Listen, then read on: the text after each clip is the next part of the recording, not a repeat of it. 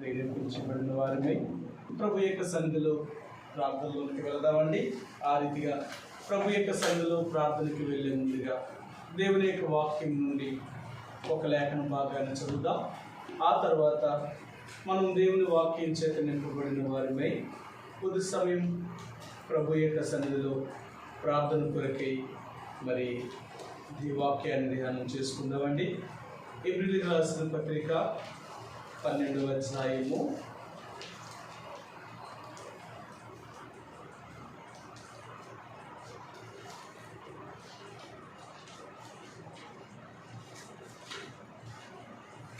1 నుంచి 1-2 ఈ 2 వచనాలు మాత్రమే చదువుదామండి. ఈ 2 వచనాలు చదువుదాం. మనందరం కలిసి ఒక్క మాటలా చదువుదామండి. ఎబ్రిలికి రాసిన పత్రిక 12వ అధ్యాయము 1-2 ఈ 2 వచనాలని మనం కలిసి చదువుదామండి. ఇంత గొప్ప సాక్షి సమూహము మేఘము వలె మనలను ఆవరించి ఉన్నందున మనము కూడా ప్రతి భారమును సులువుగా చిక్కులు పెట్టు పాపమును విడిచిపెట్టి విశ్వాసమునకు కర్తయు దానిని కొనసాగించువాడినైన యేసు వైపు చూచుచు మన ఎదుట ఉంచబడిన పందెములో ఓపికతో పరిగెత్తుదము. ఆయన తన ఎదుట ఉంచబడిన ఆనందము కొరకై అవమానమును నిర్లక్ష్యపెట్టి సిలువను సహించి దేవుని సింహాసనం యొక్క కుడిపార్శ్వమున ఆసీనుడై ఉన్నాడు. ఈ రాత్రికాల సమయంలో చదువుబడిన లేఖన భాగాన్ని దేవుడు దీవించునుగాక. ఈ రాత్రి మనం సంఘముగా ప్రార్థనకు వెళ్ళే ముందుగా దేవుని యొక్క వాక్యం చేత మనం నింపబడిన వారిమై మరి కొద్ది సమయం మనం ప్రార్థనలోకి వెళ్దామండి.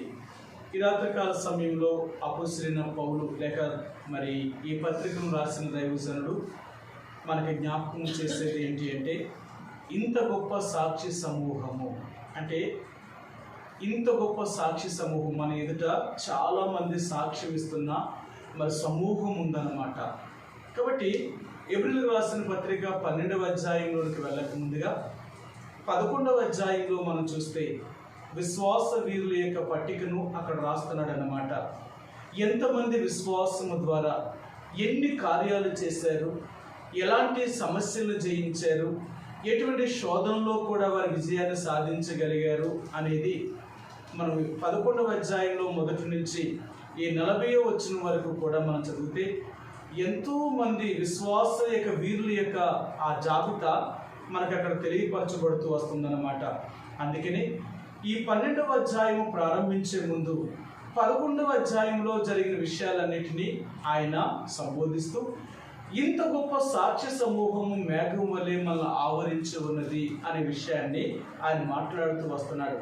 ప్రియ సహోదరి సోదరుడా, మనం ఎంతమంది సాక్ష్యాలు మనం చూసినా, ఎంతమంది జీవితాలు మనం చూస్తున్నా, ఎంతమంది యొక్క వారి బ్రతుకులు మనం చూసి మరి వారు చెప్పే సాక్ష్యాన్ని వారి మాటలు వింటున్నా, కానీ అనేక సార్లు మనలో చలనము అనేది చాలాసార్లు కలగకపోవడం అనేది అది ఎంతో విచారకరమైన విషయంగా ఉంటుంది. అందుకని ఈ 12వ అధ్యాయంలో మరి దైవజనుడు మనకి జ్ఞాపకం చేసేది ఏంటంటే, ఇంత గొప్ప సాక్ష్య సమూహం మేఘం వల్లే మనల్ని ఆవరించి ఉన్నప్పటికీ కూడా మనం ప్రతి భారమును సులువుగా చిక్కులు పెట్టి పాపమును విడిచిపెట్టి ప్రతి భారమును కూడా, అంటే ఈ లోకంలో సమస్య లేని వారంటూ ఎవరూ లేరు.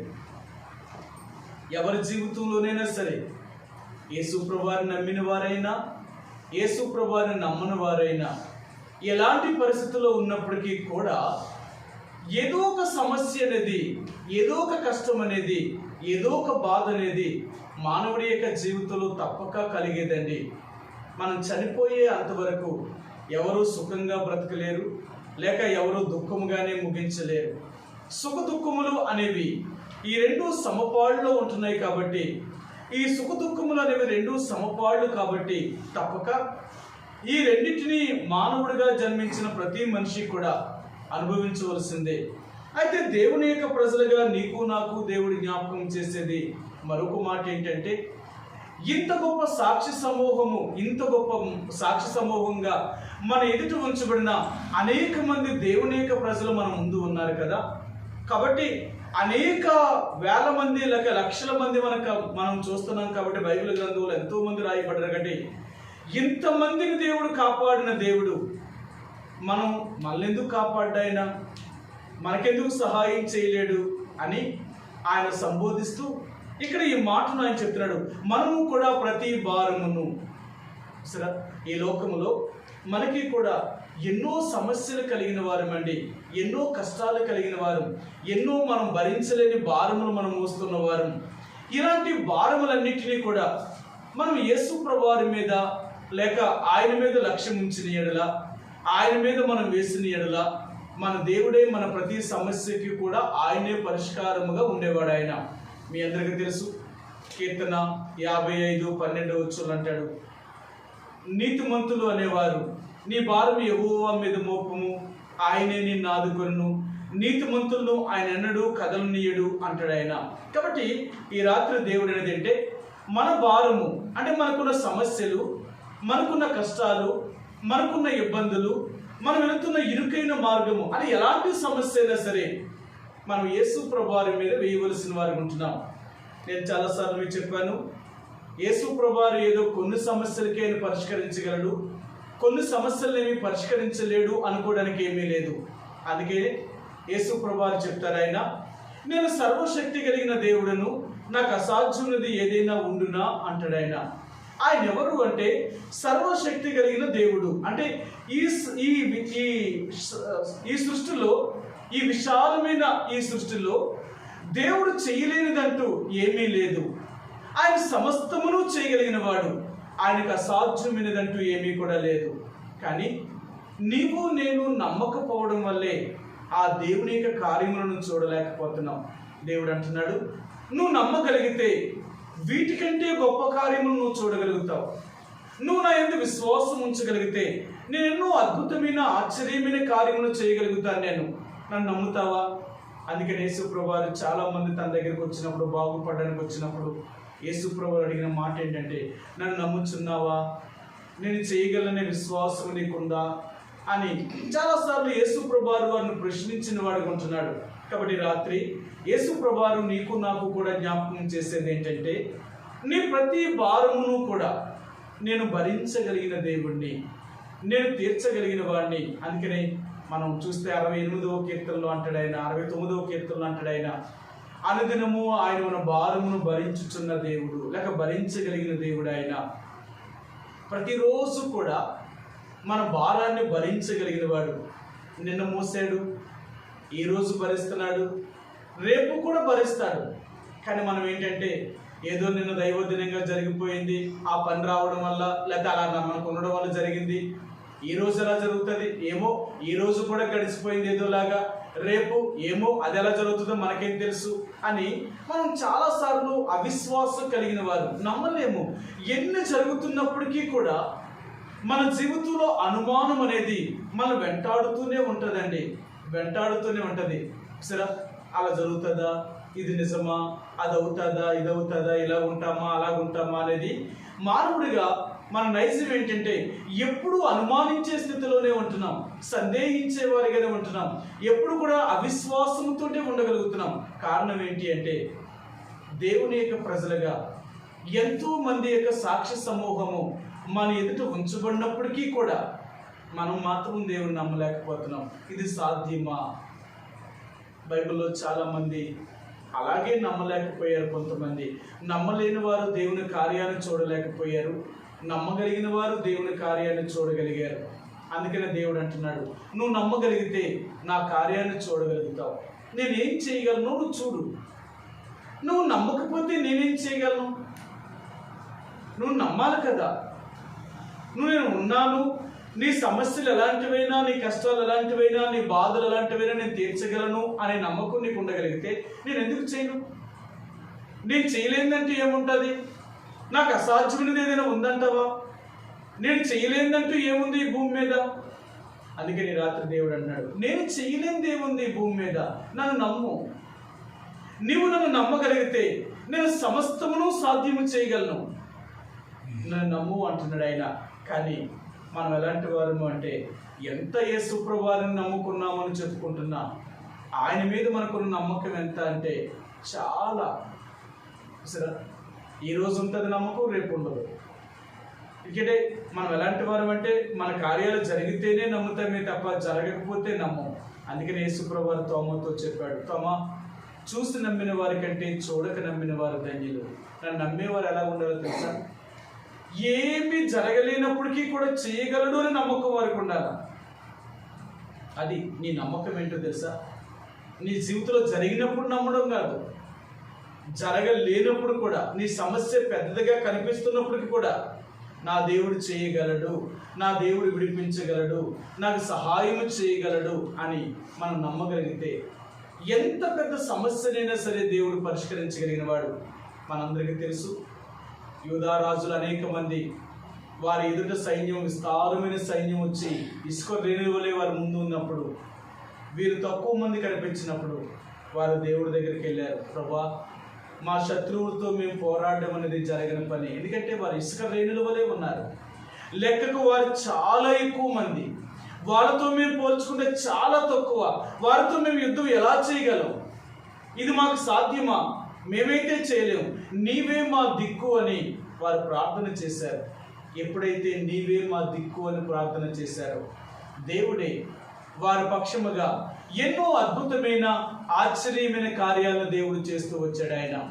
కాబట్టి ఈ రాత్రికాల సమయంలో దేవుని యొక్క ప్రజలుగా యేసు ప్రభువుని అంగీకరించిన నీవు నేను కూడా ఈ రాత్రి ప్రభు మనకి జ్ఞాపకం చేసేది ఏంటంటే, నీ ప్రతి భారమును సరే ఈ రాత్రి దేవుడు అంటున్నాడు, నీ భారములు ఎలాంటివైనా, ఏవైనా, అవి ఎంత కష్టమైనవైనా నేను తీర్చగలిగిన వాడిని, నేను నీ సమస్య నుంచి విడుదల చేయగలిగిన వాడిని నువ్వు నమ్ముతావా?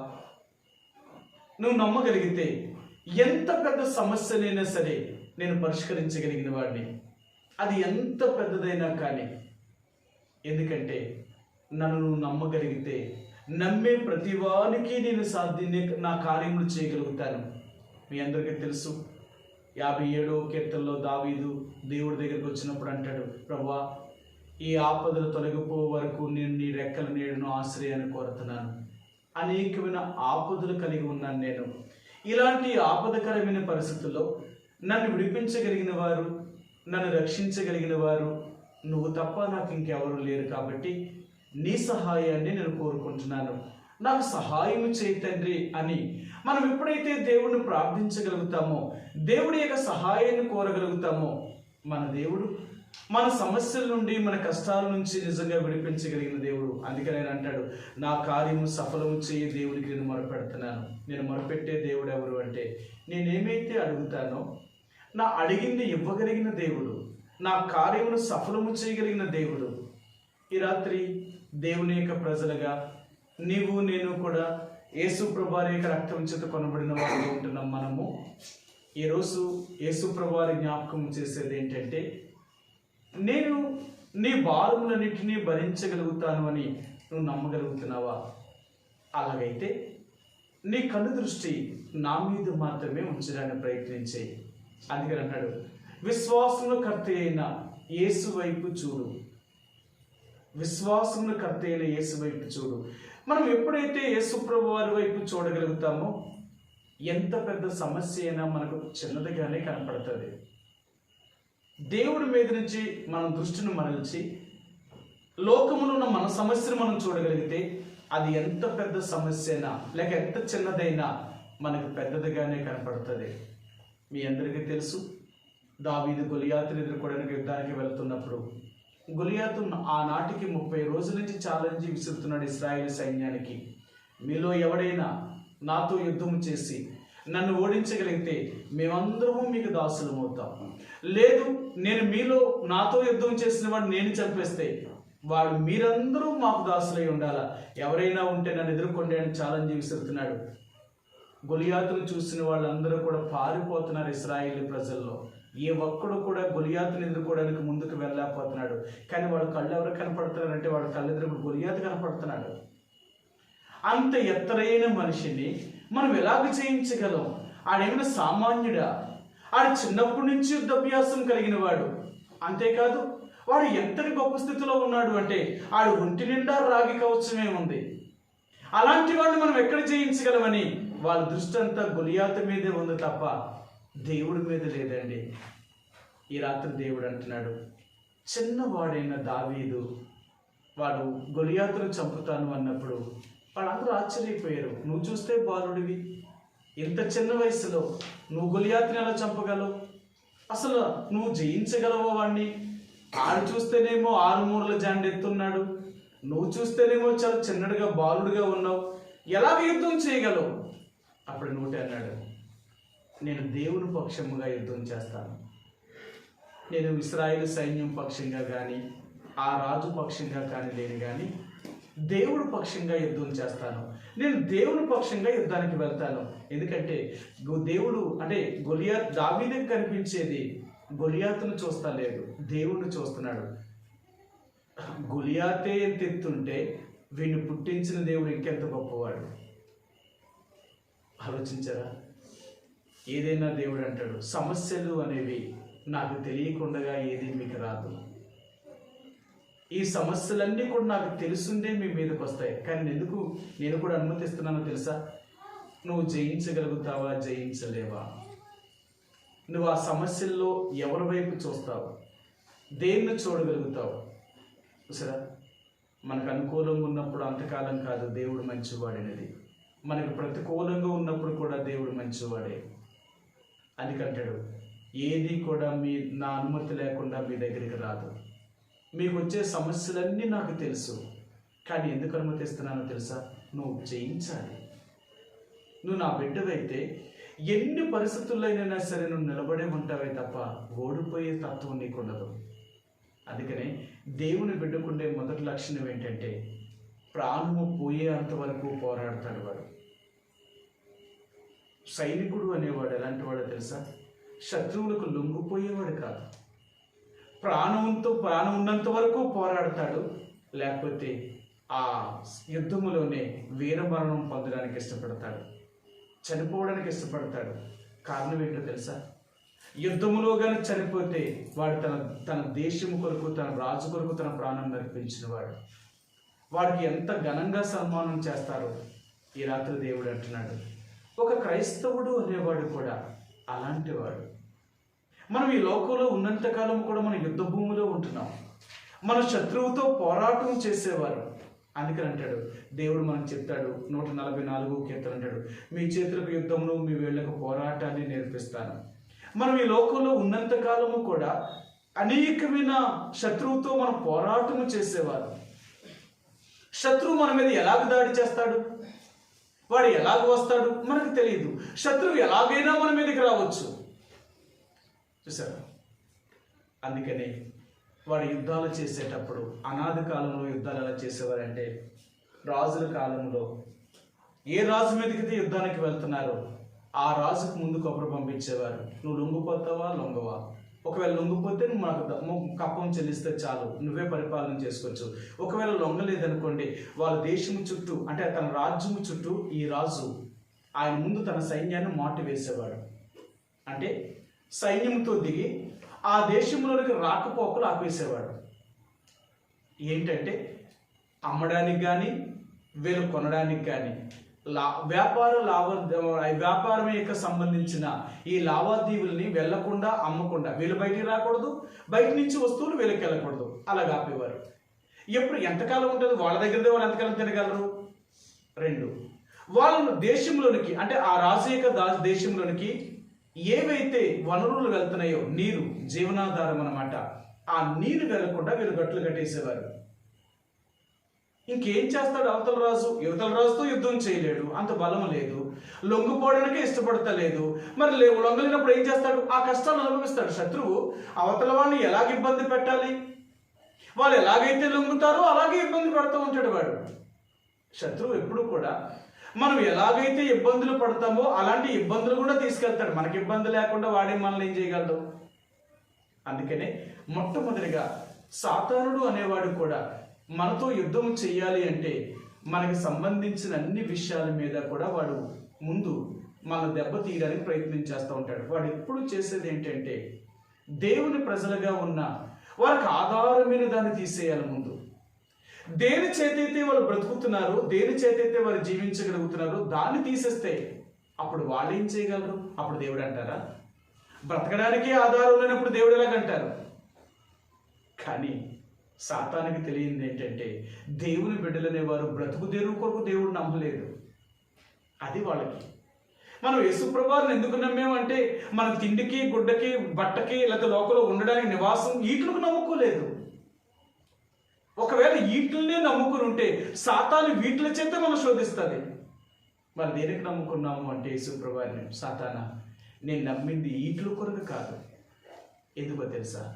నా దేవుణ్ణి ఎందుకు నమ్మాను అంటే, నేను చనిపోతే నన్ను పరలోకం తీసుకెళ్ళగలిగిన వాడు. అది నా నమ్మకం. నువ్వు నన్నేం చేయగలవు? ఈ లోకంలో నన్ను ఎలాంటి శ్రమల గుండా తీసుకెళ్ళినా, ఎలాంటి ఇబ్బందుల గుండా తీసుకెళ్ళినా, ఒకవేళ నేను చావవలసిన పరిస్థితి వస్తే ఈ ఆత్మ సంబంధమైన యుద్ధంలో నేను మరణిస్తానే తప్ప నీకు మాత్రం నేను ఓడిపాను. నీకు మాత్రం ఓడిపాను. చూడండి, ఒకప్పుడు యుద్ధాలు చేసేటప్పుడు శత్రువు యొక్క సైన్యం ఓడిపోయింది అంటే, ఓడిపోయిన సైనికులందరినీ కూడా తీసుకెళ్లి చెరసాల్లో జైల్లో వేసేవాడు. అంతేకాదు, జైల్లో వేయడమే కాక వాళ్ళ చేత వెట్టి పనులు చేయించుకునేవాడు. వాళ్ళు ఏది చెప్తుంది చెయ్యాలా. ఒకళ్ళు చెయ్యను అంటే కుదరదు. అలాంటి నీచమైన బ్రతికే కంటేనంట యుద్ధ భూమిలో చావడానికి ఇష్టపడతారట సైనికులు. బ్రతుకుంటే మన దేశాన్ని లేక మా రాజ్యం కొరకు నేను ప్రయాసపడతాను, ఒకవేళ చచ్చిపోతే యుద్ధంలో చచ్చిపోతానే కానీ పరాయి రాజుకి నేను దాసుడు కావడం మాత్రం నేను చేయను. ఒకవేళ పరాయి వాడికి మేము దాసులం అయ్యాము అంటే వాడు తనకి ఇష్టం వచ్చినట్లుగా ఉపయోగించుకుంటాడు. అలాంటి నీచమైన బ్రతికే కంటే చావడమే మేలు కదా అనుకుంటారు ఒక సైనికుడు అనేవాడు. ఈ రాత్రి దేవుడు అంటున్నాడు, మనము కూడా క్రీస్తు యేసు యొక్క సైనికులం, ఆయన బిడ్డలం. మనం ఎలాంటి వారు అంటే, యేసు ప్రభువారి కోసం అవసరమైతే మన ప్రాణాలనైనా ఇచ్చేవాళ్ళమే తప్ప ఈ లోకంలో మనం దేనికి భయపడేవారం కాదు. ఒకవేళ భయపడ్డామా, మనం సాతానుడు ఇక భయపెడుతూనే ఉంటాడు. అర్థమైందా? ఒక్కసారి భయము అనేది మన జీవితంలో వచ్చింది అంటే ఇంకా అలా భయం చచ్చేదాకా భయం ఉంటానే ఉంటుంది. ఇంకా ఏదో ఒక భయం.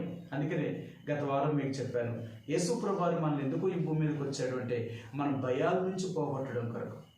నువ్వు నిజంగా యేసు ప్రభువుని నమ్ముకుంటే నీకు ఎన్ని భయాలు ఉన్నాయో అన్ని భయాలని కూడా పోగొడతాడు ఆయన.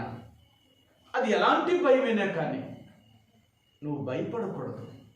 నువ్వు భయపడడం మొదలెట్టావా ఇంక అన్నీ భయపడతాయి. అర్థమైందా? భయపడడం మొదలెడితే అన్నీ భయపడతాయి. కారణం ఏంటో తెలుసా? మానవుల్లో ఉన్న భయం అలాంటిదన్నమాట. ప్రతి చిన్నదానికి భయపడతావు. కారణం ఏంటో తెలుసా? ఇక నువ్వు భయపడుతూ ఉంటే భయపెట్టలేనివేంటి? నువ్వు భయపడకుండా నిలబడ్డావా, ఆ రోజు నుంచి చూడు, నిన్నేది భయపడదు. కారణం ఏంటో తెలుసా? నువ్వు భయపడినంతకాలం నిన్ను భయపడతాయి తప్ప నువ్వు భయపడకుండా నిలబడ్డావు అంటే ఏదైనా సరే నీకు భయపడాలా. అందుకని బైబిల్ గ్రంథంలో ఒక మాట అన్నాడు. సరే, మీకు ఆ మాట చూపిస్తాను. ఆదికాండము 1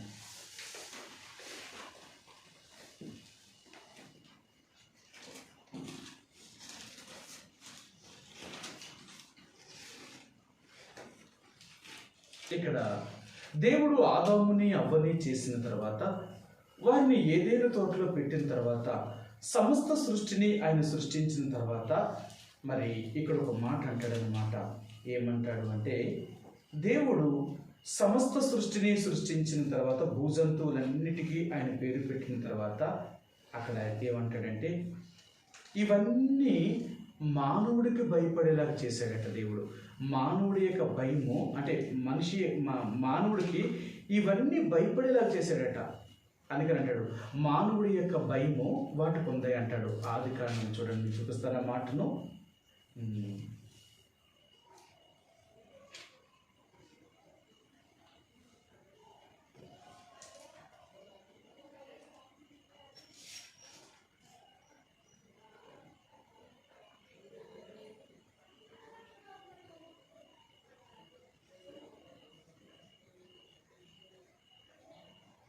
దేవుడు సమస్తాన్ని సృష్టించిన తర్వాత మానవుడి యొక్క మరి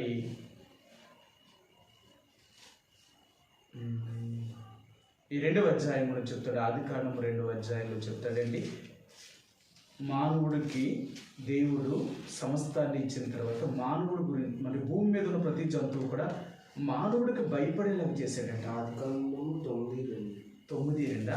ఆదికాండము 9వ అధ్యాయము 2వ వచనం. మీ భయమును మీ బెదురును అడవి జంతువులన్నిటికీ, మీ భయమును మీ బెదురును అడవి జంతువులన్నిటికీ, ఆకాశ పక్షులన్నిటికీ, నేల మీద ప్రాకు ప్రతి పురుగునకును, సముద్రపు చేపలన్నిటికీ కలుగును, అవి మీ చేతికి అప్పగించబడి ఉన్నవి. సరే, మానవుడు అంటేనంట ప్రతీది భయపడుతుందట.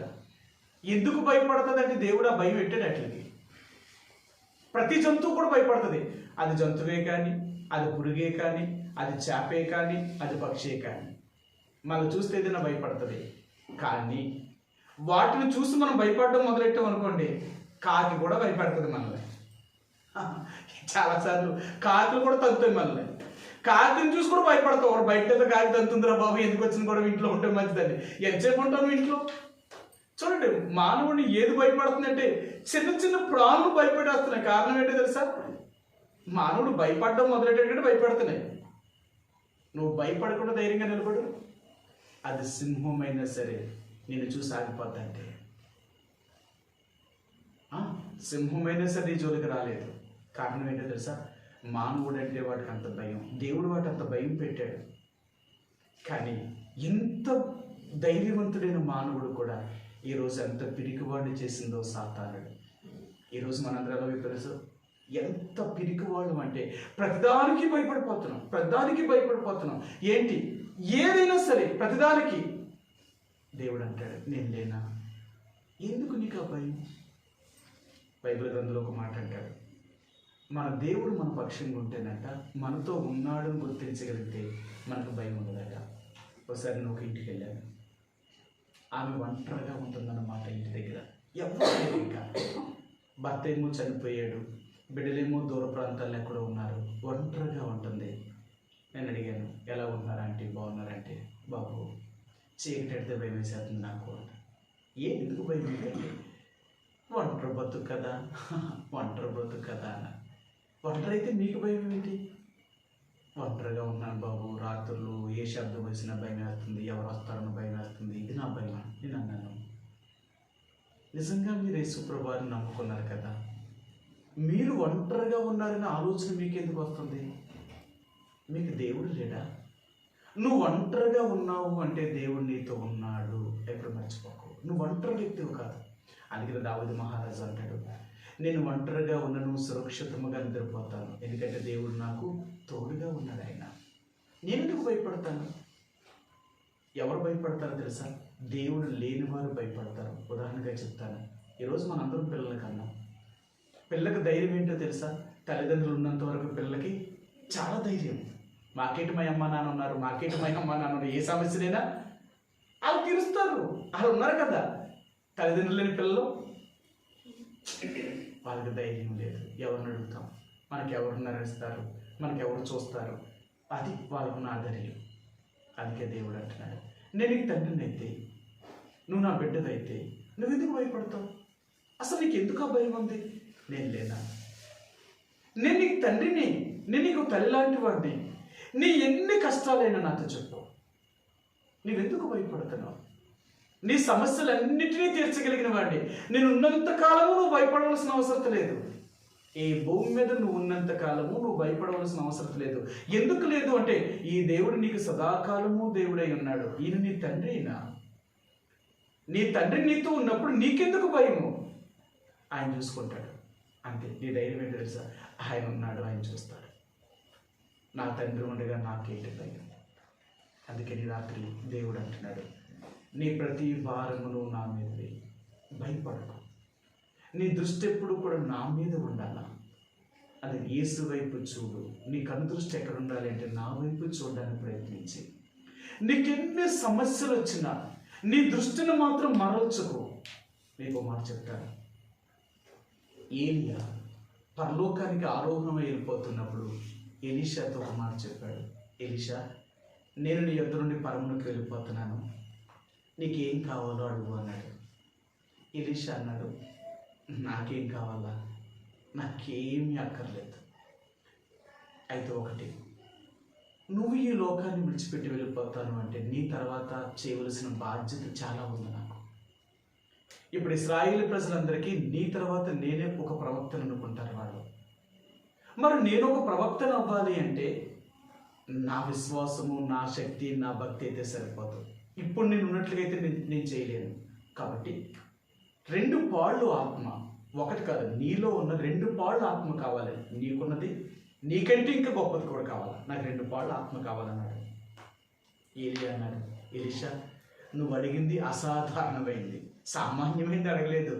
నా ఆత్మని ఇచ్చామంటే ఒకవేళ నా ఆత్మ నీ మీద వదిలేదు, కానీ నువ్వు 2 అంతల ఆత్మను అడుగుతున్నావు. ఇప్పుడు నేను ఎక్కడ తీసుకురాగలను దాన్ని? సరే, నువ్వు అడిగావు కాబట్టి నేను నీ యొద్ద నుండి పరమునకు తీసుకుని పోబడుతున్న సమయంలో నువ్వు నన్నే చూడాలా, నన్నే చూడాలా. నువ్వు నన్ను చూడగలిగితే నువ్వు అడిగింది నీకు కలుగుతుంది అన్నాడు ఆయన. సరే ఎలీషా అన్నాడు, అలాగే తప్పక అన్నాడు.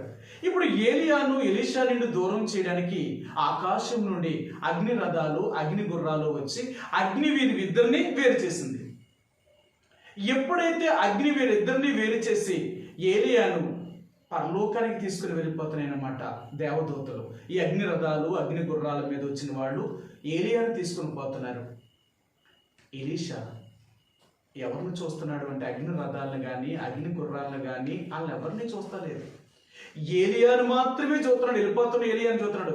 నాయన, ఇశ్రాయేలు ప్రజలకు రౌతులను, రథాలు నువ్వే కదా, నువ్వే ఆధారము కదా.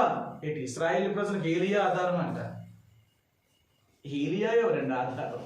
ఆయనకి ఏముందని? కానీ అంటున్నాడు, నువ్వు లేకపోతే ఇశ్రాయేలు ప్రజలకు ఆధారమే లేదు. నువ్వే ఇశ్రాయేలు ప్రజలకు రౌతులను, రథాలని, వాళ్ళ బలమే నువ్వు, వాళ్ళ బలమే నువ్వు, నువ్వే లేవా అని ఎలీషా ఏలియాను చూస్తూ ఉంటే ఏలియా యొక్క దుప్పటి ఎలీషా మీద పడింది. అప్పుడు వచ్చి పడింది ఏలియా మీద. మీరు చూడండి, ఎలీషా ఏలియా కంటే గొప్ప కార్యాలు చేశాడు. ఎప్పుడు జరిగిందో తెలిసేదంతా నిదానించి ఆయన చూసిన దాన్ని బట్టి. ఈరోజు మన దృష్టిలో మనకెవరు కనపడుతున్నారు? మనం ఏం చూస్తున్నాం? మనం కళ్ళు తెరిచి చూస్తే మన సమస్యలే కనపడుతున్నాయి. నాకు ఇన్ని సమస్యలు ఉన్నాయి, ఇన్ని కష్టాలు ఉన్నాయి, ఇలాంటి పరిస్థితులు ఉన్నాయి, ఇవన్నీ నాకు కనపడుతున్నాయి. కానీ కనిపించలేనిది ఏంటో తెలుసా? ఆ యేసే కనపడతలేదు. నువ్వు ఒక్క యేసు ప్రభువును చూడగలిగితే నీకెన్ని సమస్యలు ఉన్నావేమి నీకు కనపడవు, నీకు కనపడవు. కారణం ఏంటో తెలుసా? యేసు ప్రభువును చూస్తూ ఉంటేనంట నీకెంత సమస్యలైనా సరే అవి కనుమరుగైపోతాయి. ఎందుకంటే యేసు తప్ప ఇంక నీకెవరు కనపడకూడదు. నీకు ఉంటాయి సమస్యలు లేని వ్యక్తి ఎవరు? ఈ భూమి మీద కష్టాలు, సమస్యలు లేని వారు ఎవరైనా ఉన్నారంటే ఎవ్వరు లేరండి. సమస్య లేకుండా ఎవరిని బ్రతకనివ్వదు ఈ లోకం.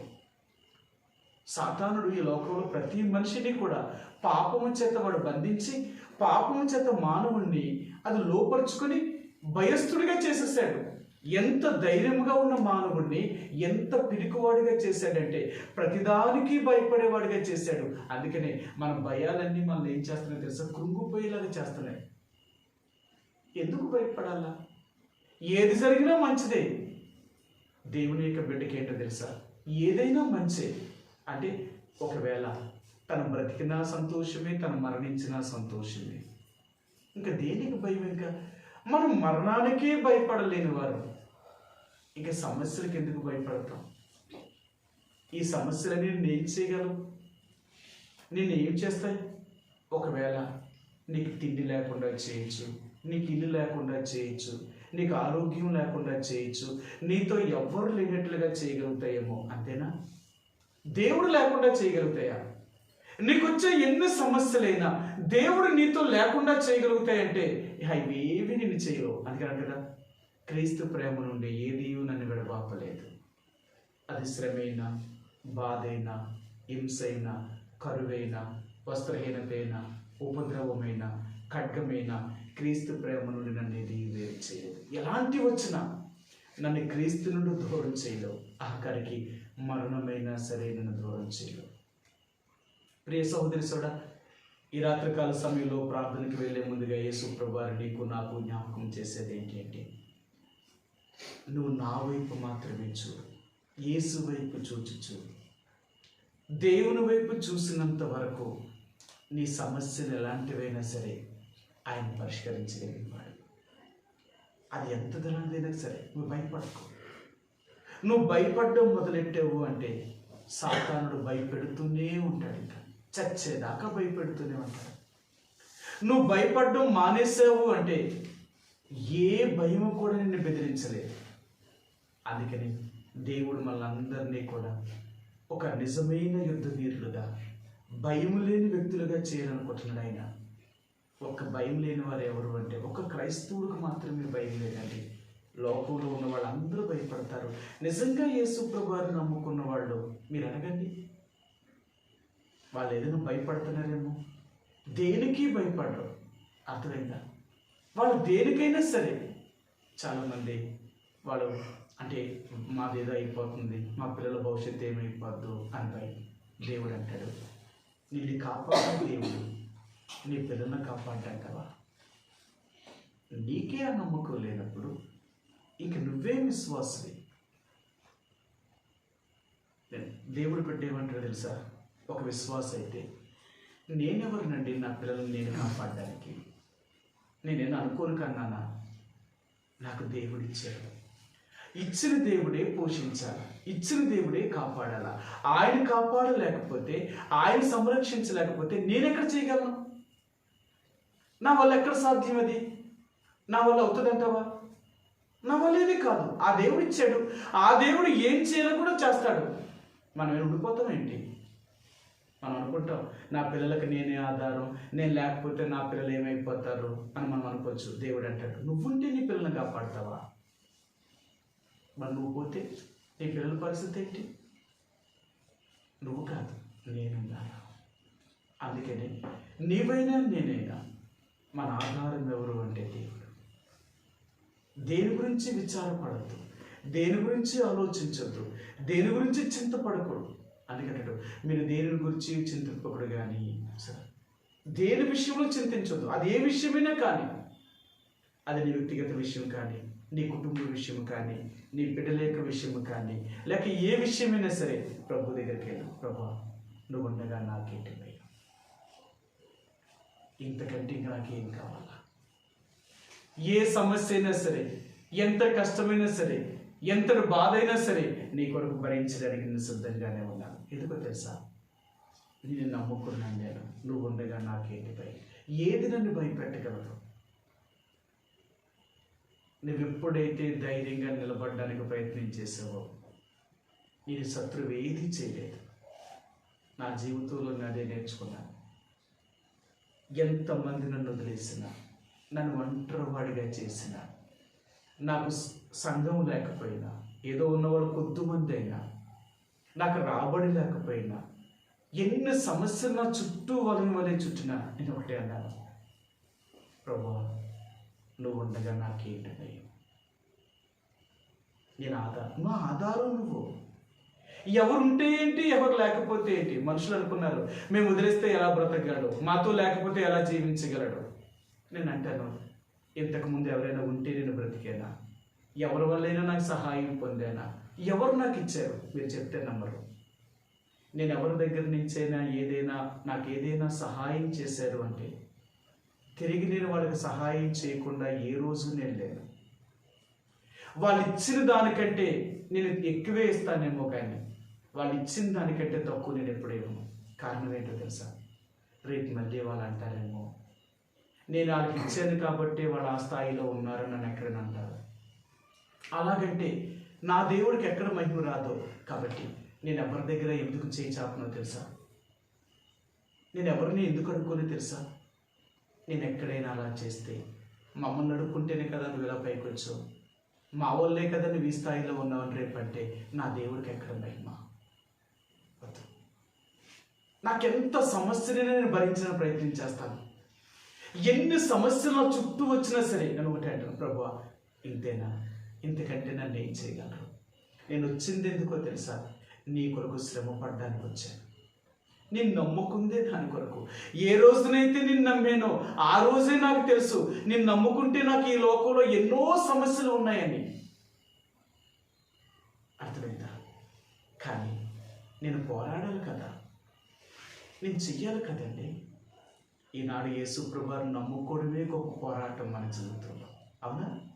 మీరు చూడండి, నేను ఎంతోమంది సాక్ష్యాలు వింటున్నప్పుడు వాళ్ళు చెప్తున్నారు, నేను యేసు ప్రభువుని నమ్ముకున్నప్పుడు నా కుటుంబం నన్ను వెలివేసేసింది, నా బంధువులు నాకు దూరం అయిపోయారు, నా పరిస్థితులన్నీ నాకు ప్రతికూలం అయిపోయాయి, నేను యేసు ప్రభువుని నమ్ముకోవడం వల్ల నాకంటూ ఇలాంటి సమస్యలు వచ్చాయి అని ఎంతమంది రకరకాలు చెప్తున్నారు. యేసు ప్రభువుని నమ్ముకుంటేనే సాతాను శ్రమ పెడుతున్నాడు. మరి యేసు ప్రభువు కొరకు జీవించాలనుకుంటే కష్టాలు ఉండవా? నమ్ముకుంటే నేను కష్టాలు పెడుతున్నాడు అంటే జీవించాలి అనుకుంటే ఇంకెన్ని కష్టాలు ఉంటాయి నీకు. కానీ నిన్ను ఏ కష్టము కూడా, ఏ బాధ కూడా, ఏ శ్రమ కూడా నిన్నేమి చేయలేదు. అందుకని యేసుప్రభు అంటాడు, నువ్వు ఈ బాధలను ఈ శ్రమలను సాధకం చేయి. ఏం చేయగలుగుతాయి నేను? అర్థమైందా? నేను ఎంతకంటే ఏం చేయగలుగుతాయి? ఒకవేళ ఎంతకంటే నేను దరిద్రుడిగా తీసుకెళ్తుందేమో. అంతేనా? యేసుప్రభువుని నమ్ముకున్నది అందుకని దరిద్రుడు అయిపోతే అందుకని గొప్ప సంగతి ఇంకేముంది? నువ్వు యేసుప్రభువు కోసం దరిద్రాన్ని అనుభవించడానికి ఇష్టపడితే ఇంకంతకంటే సంతోషం ఏమైనా ఉందంటావా? నువ్వు దేవుడిని నమ్ముకున్నందుకు దరిద్రుడు అవ్వాలా? దేవుడిని నమ్ముకున్నందుకు నువ్వు కష్టాన్ని అనుభవించాలా? బైబిల్ అంటాడు, ఎవడైనా నువ్వు క్రైస్తవుడేందుకు బాధను అనుభవించిన ఎడల వారు ఏం చేయాలట? ఆ బాధను బట్టి ప్రభువుని మహిమపరచాలి. ఆ బాధను బట్టి దేవుని మహిమపరచాలి. మనకు బాధలకే, ఈ కష్టాలకే మనం కృంగిపోతే ఇంక దేవుణ్ణి ఎక్కడ మహిమపరుస్తావు?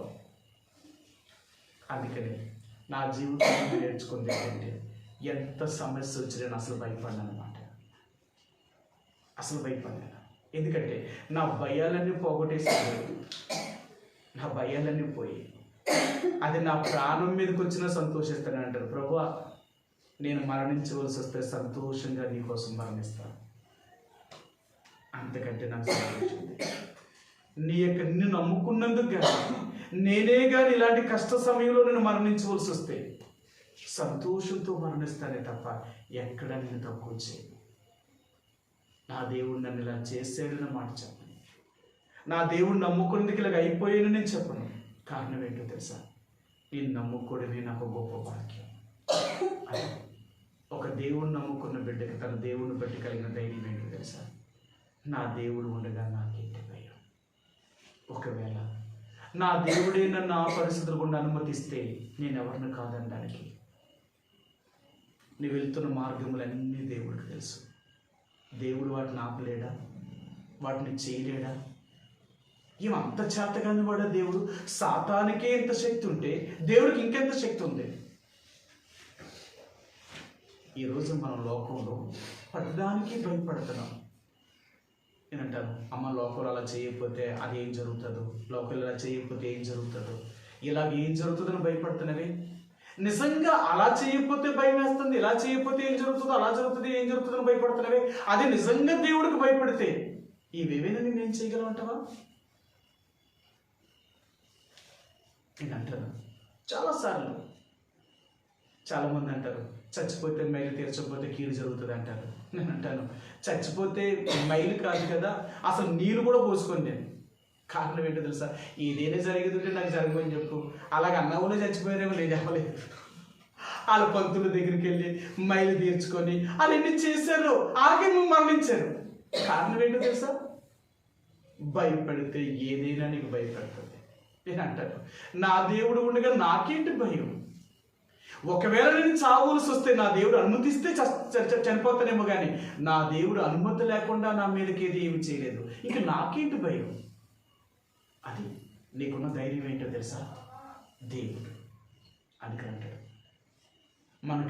మనకి కలిగిన ధైర్యం ఏదనగా ఆయన బట్టి మనకు ధైర్యం అండి కదా. చివరిగా చూపిస్తాను. 1 యోహాను రాసిన పత్రిక 5వ అధ్యాయము. యోహాను రాసిన మొదటి పత్రిక 5వ అధ్యాయము 18వ వచనం అండి. 5వ అధ్యాయము 14వ వచనంలో చూద్దాం. 14వ వచనం అండి. ఆయన్ను బట్టి మనకు కలిగిన ధైర్యం ఏదనగా చాలండి. ఆయన్ను బట్టి మనకి ఏ ధైర్యం ఉందండి?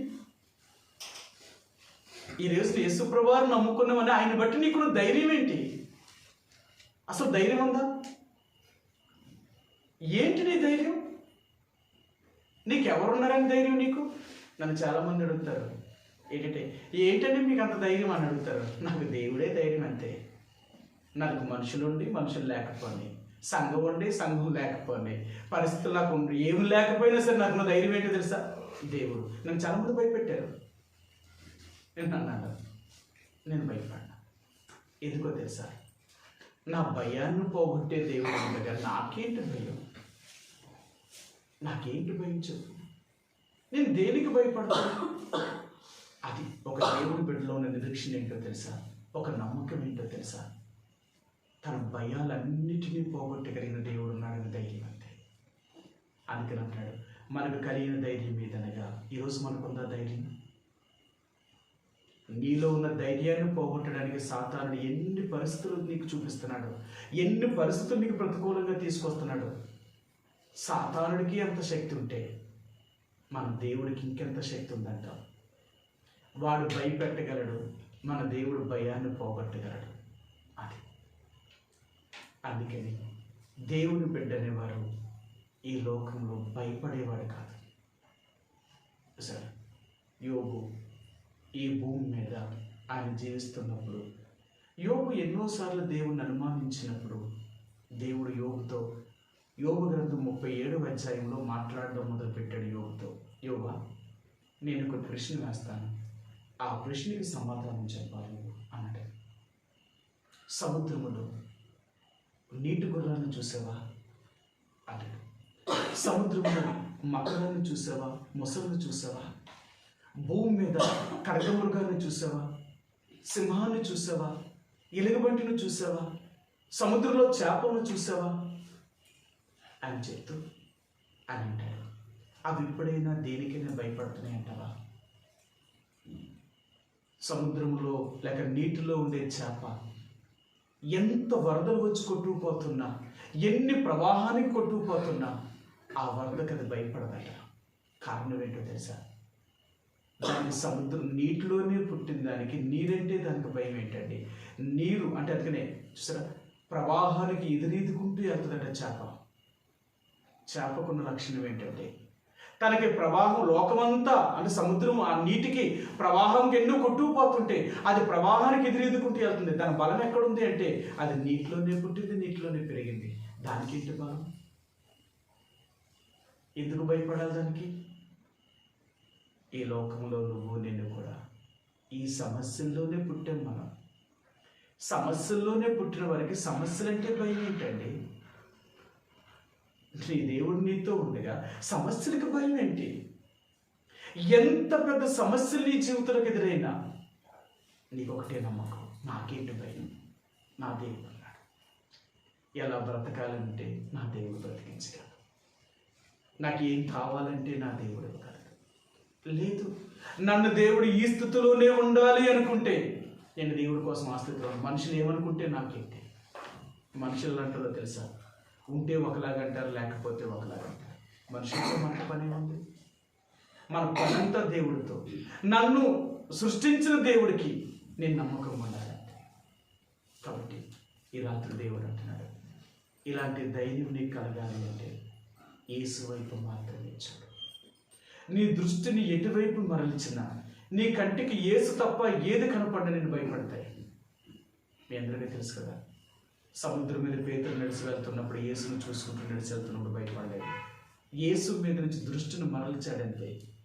ఆ గాలిని చూచి అన్నాడు, వెంటనే మునిగిపోయాడు. గాలిని చూసి ఎప్పుడైతే భయపడ్డాడో సముద్రంలో మునిగిపోయాడు. ఈ రోజున అంటున్నాడు దేవుడు, నీ సమస్యలకి నువ్వు ఎప్పుడైతే భయపడతావో ఆ సమస్యలు నిన్ను ముంచేస్తాయి. సమస్యలకి నువ్వు ఎప్పుడైతే ఎదురెదురం ప్రవర్తించావో, నిలబడ్డం ప్రవర్తించావో, నీ మీదకి ఎంత ఎలాంటిదైనా నీ మీదకి రాలి. అందుకని నువ్వు జలముల్లో పడినా దాటినప్పుడు జలములు నీ మీద పొరలి పారవు.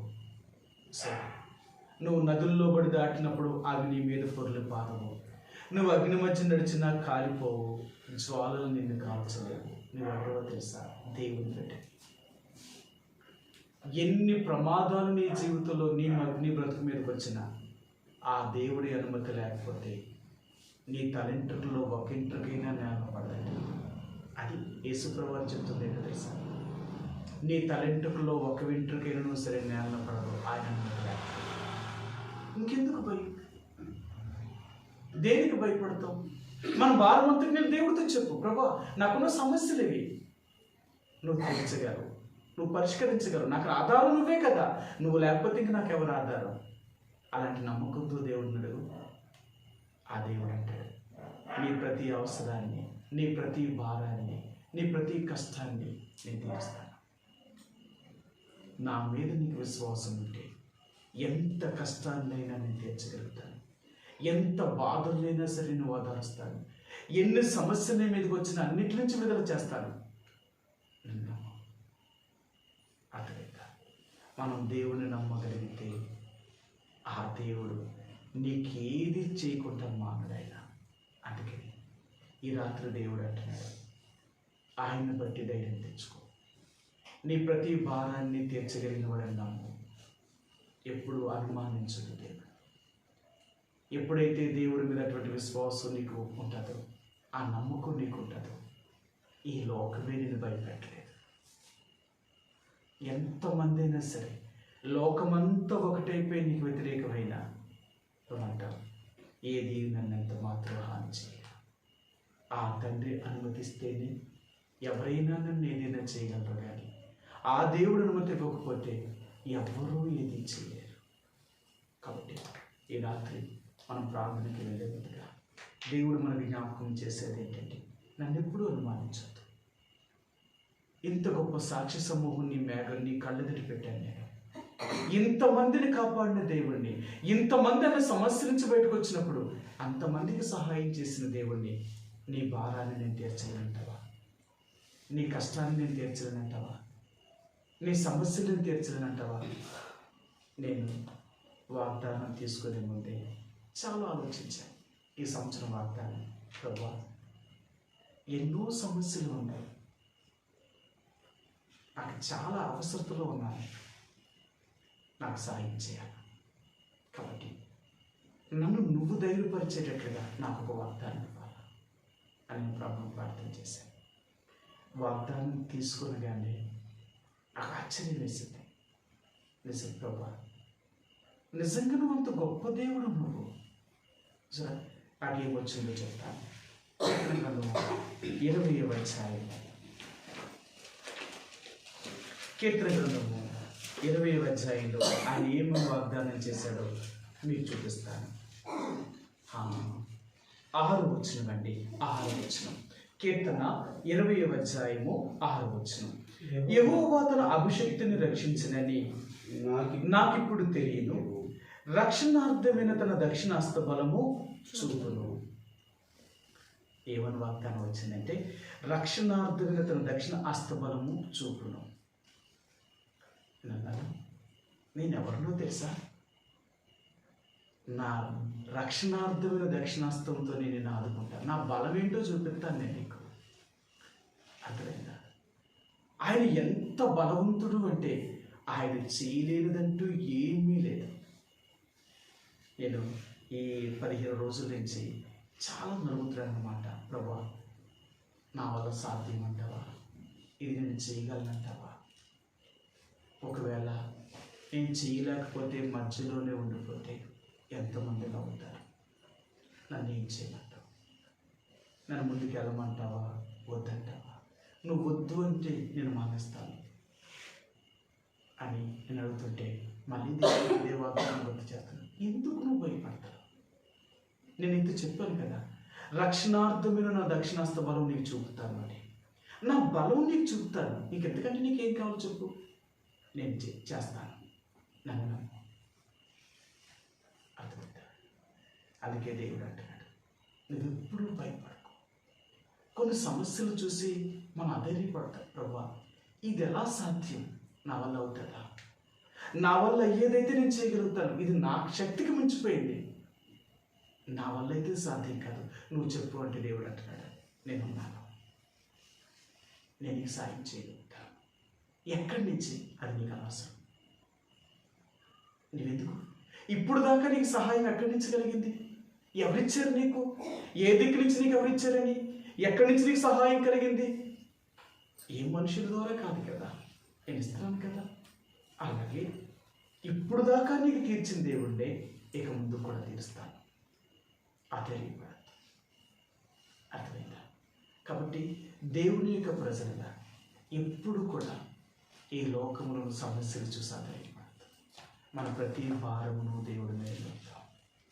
రెండవదిగా మన కన్ను దృష్టిని దేవుడి వైపు చూద్దాం. నీ దృష్టి యేసు వైపు చూసినంత కాలము ఈ లోకంలో ఏది నేను చేయలేదు. ఒక్కసారి మన దృష్టిని మరల్చామా ఈ లోకంలో మన సమస్యలే మనం ఉంచేస్తాయి. సాతానుడు ఇంకా మనల్ని బాధ పెట్టేవాడు ఉంటాడు. ఎంతకాలం వాడికి దాసత్వంలో పడిపోతాం? ఇంకెంతకాలం నన్ను బాధలు ఉండగలుగుతాం? లోకానికి భయపడే కంటే, సాతానుడికి భయపడే కంటే దేవుడికి భయపడు. నిజంగా నువ్వు దేవుడికి భయపడితే ఆయన కలిగిన భయాలన్నిటి నుంచి పోగొట్టగలిగేవాడు. ఈ లోకంలో ఏదో నిర్మించాడు. ఆ రీతిగా ఈ రాత్రి మనందరికీ ప్రభు సహాయం చేయను కాక. కాబట్టి ప్రభు నిజమే అనేక సార్లు నా భారము, నా సమస్యలు నా కళ్ళలో కనిపించినప్పుడు ఎన్నోసార్లు ఆధైర్యపడిన వ్యక్తిని నాకు ఎక్కడి నుంచి సహాయం కలుగుతుంది, నా పరిస్థితి ఏంటంటే ఎన్నోసార్లు నేను కృంగిపోయాను. నన్ను క్షమించు. ఎందుకంటే నువ్వు నాతో ఉంటే నా ప్రతి సమస్యకు పరిష్కారం లేదు. నా భయాలు పోగొట్టినవాడు నువ్వు. అంత గొప్ప దేవుడు. కాబట్టి నా జీవితంలో ఉన్న ఆధైర్యాన్ని, ఈ పిరికితనాన్ని, అవిశ్వాసాన్ని నా నుండి తీసివేయి. అంతేకాదు నా దృష్టి నీ వైపు తప్ప ఇక దేని వైపు చూడుకున్నట్లుగా సహాయం చేయి. ఎందుకంటే నా తండ్రికి ఈ లోకంలో ఉన్న పరిస్థితులు, సమస్యలు నాకు కనపడుతున్నాయి. అనేక సార్లు వాటిని చూసినప్పుడల్లా నన్ను భయపడుతున్నాను. అందుకే నిన్ను చూడగలిగితే ఈ లోకంలో ఏ సమస్య నన్ను భయపెట్టలేదు.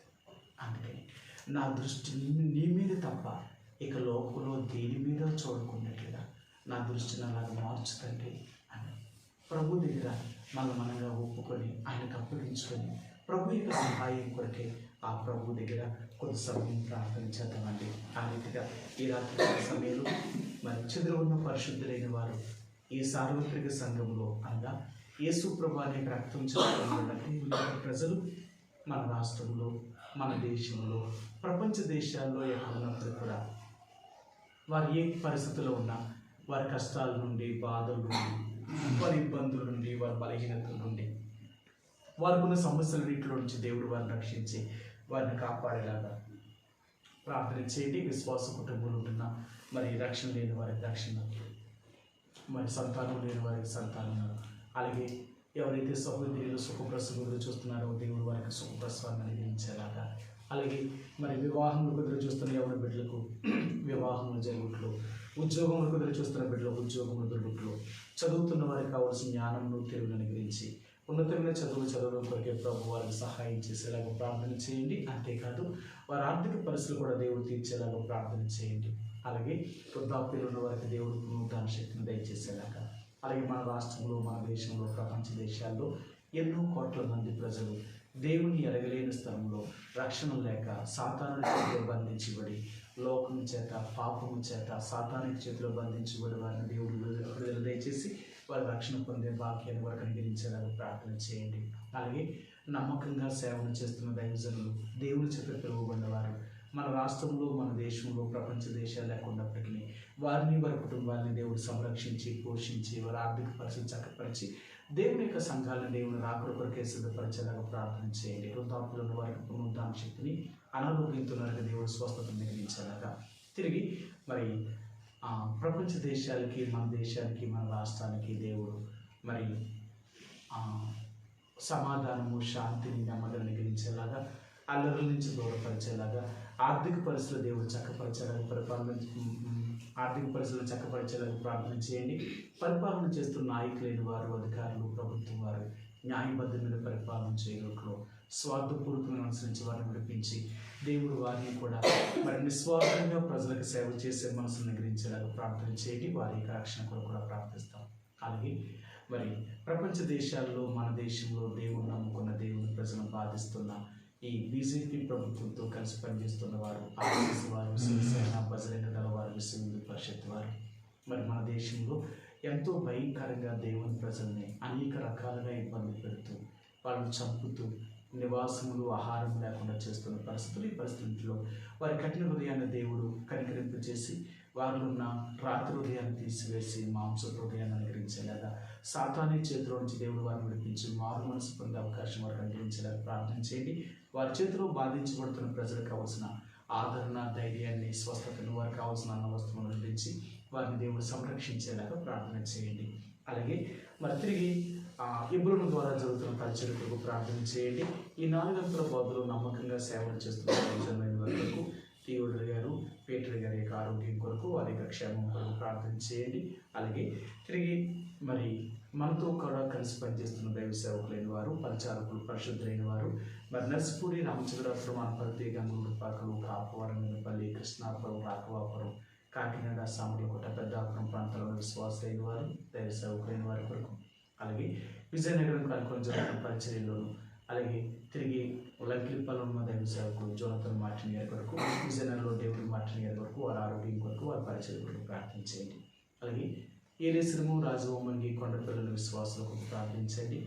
మరి వచ్చే ప్రభు దినానికి దేవుని ప్రజలందరూ దేవుని యొక్క మందిరానికి రాగలుగుట్లు, వృద్ధాపులను వారికి నూతన శక్తిని అనుగ్రహించేలాగా, అనారోగ్యంతో వారిని దేవుడు స్వస్థపరిచేలాగా ప్రార్థన చేయండి. అలాగే తిరిగి నర్సింపట్ల ఉన్న స్థానిక సంఘం కొరకు ప్రార్థన చేద్దాం. విశ్వాసులు మరి ఆత్మీయంగా దేవుళ్ళలో బలపడేలాగా, మరి వ్యక్తిగత సాక్ష్యాన్ని పంచుకునేవారుగా, వ్యక్తిగతంగా సువార్త చేసే మనసును వారికి అనుగ్రహించేలాగా ప్రార్థన చేయండి. విశ్వాసుల కుటుంబాలను ప్రతి ఆర్థిక సమస్య నుంచి దేవుడి మీద దయచేసి వారిని బలపరిచి ఇంకొకరు ఆత్మీయంగా ఎదిగేలాగా ప్రార్థించండి. ఏది వింటున్నారో దాన్ని అనుసరించేట్లో ప్రభు సహాయం చేసేలాగా ప్రార్థించేద్దాం. అలాగే తిరిగి మరి వ్యక్తిగతంగాను కుటుంబంగాను మనకున్న సమస్యల కొరకు ప్రార్థించండి. మీ వ్యక్తిగతంగా మీ సమస్యల కొరకు దేవుడు చెప్పండి. అలాగే మన రాష్ట్రంలో, మన దేశంలో, ప్రపంచ దేశాల్లో ఎంతోమంది అనారోగ్యంతో ఆసుపత్రి రోగుల కొరకు ప్రార్థించేయండి. వారికి దేవుడు దానికి గాయపడిన స్థానం నుంచి దేవుడు వారిని స్వస్థపరిచి, అలాగే వారికి ఆర్థిక పరిస్థితి నుంచి విడిపించి దేవుడు తెలుసుకునేలాగా ప్రార్థించేద్దాం. అలాగే ఆదివారం పరిచయకు ప్రార్థించేయండి. ఇక్కడ కొండపిల్లల వారిని కూడా దేవుడు అభిషేకించి వాడుకునేలా ఇలాగా కొంత సమయం ప్రభు యొక్క సన్నిధిలో ఒకరి తర్వాత ఒకరు మరి దేవుని యొక్క సన్నిధిలో కొంత సమయం ప్రార్థనలో గడుపుతామండి. మన సమస్యలు కూడా దేవుడితో చెప్పుకుందాం. ఆ రీతిగా కొద్ది క్షణాలు ఒకరి తర్వాత ఒకరు ప్రభు యొక్క సన్నిధిలో ప్రార్థనలో గడుపుతాం.